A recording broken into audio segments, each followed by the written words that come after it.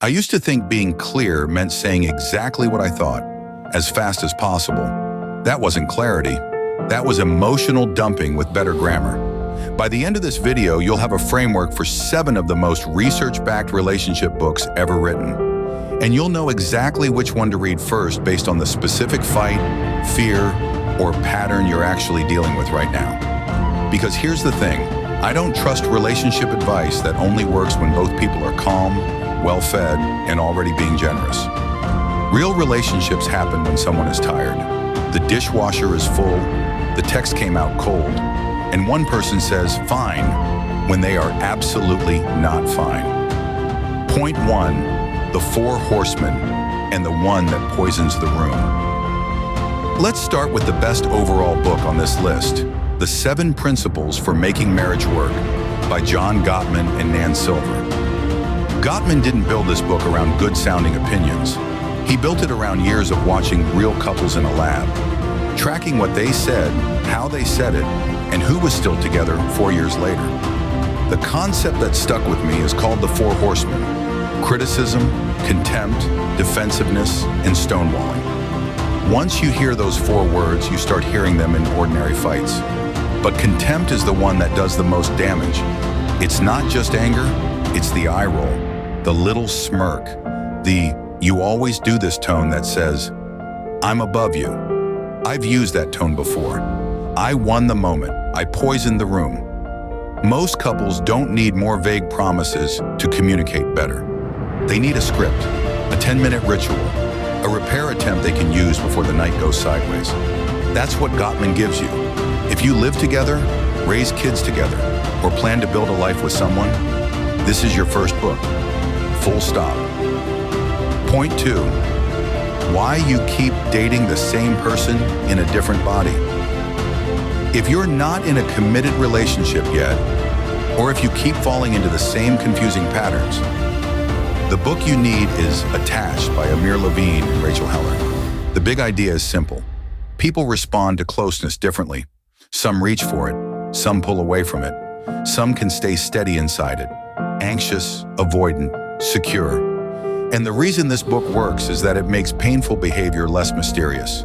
The person who texts 5 times in a row isn't too much in a vacuum. The person who goes quiet after intimacy isn't just independent. Both might be reacting from a nervous system that learned closeness in a very specific way. The most useful thing this book does is push you towards secure behavior. It doesn't just hand you a label, it tells you to watch actions, not fantasies. To communicate needs earlier. To stop treating inconsistency as romance. Here's my caveat though. Attachment styles can become a lazy shortcut. I've heard people say he's avoidant with the same finality as a medical diagnosis, and then stop paying attention to the actual person in front of them. Use the labels as a flashlight, not a prison sentence. Point 3, the fight is never really about the dishes. Hold Me Tight by Sue Johnson goes deeper than tactics. It goes into the attachment fears underneath the argument. Johnson's core point is that most couple fights are protests against disconnection. One person pushes because they feel alone. The other withdraws because they feel attacked. Then both people quietly collect evidence that the other one doesn't care. She calls these demon dialogues. Couples get trapped in recurring patterns that start to feel bigger than either person. You can almost hear the script kick in. One sigh, one defensive answer. One old wound walks into the room wearing work clothes. This book is not a quick fix. It asks you to slow down and name softer emotions, which feels awkward if your default mode is sarcasm, silence, or "I'm fine." But the payoff is real. Read this second after Gottman if you want to understand why the same argument keeps coming back with different prompts. Point 4, you're not listening, you're waiting with your mouth closed. Now let's talk about communication, because a lot of relationship problems aren't love problems. They're delivery problems. Nonviolent Communication by Marshall Rosenberg gives you a clean structure for hard conversations. Observe, feel, need, request. Here's how it works in real life. Instead of, "You never help around here," you say, "When the laundry sits in the basket for 3 days, I feel overwhelmed because I need shared responsibility." Can we decide who handles it tonight? That version isn't magic, but it gives the conversation a fighting chance. The strongest part of this book is the discipline of separating facts from interpretations. You ignored me, and that's an interpretation. You looked at your phone while I was talking. That's an observation. That difference looks small on paper. It feels enormous in a live argument. The caveat: some people use NVC language like they're reading from a laminated card in a hostage negotiation. Don't perform the formula. Practice the distinction.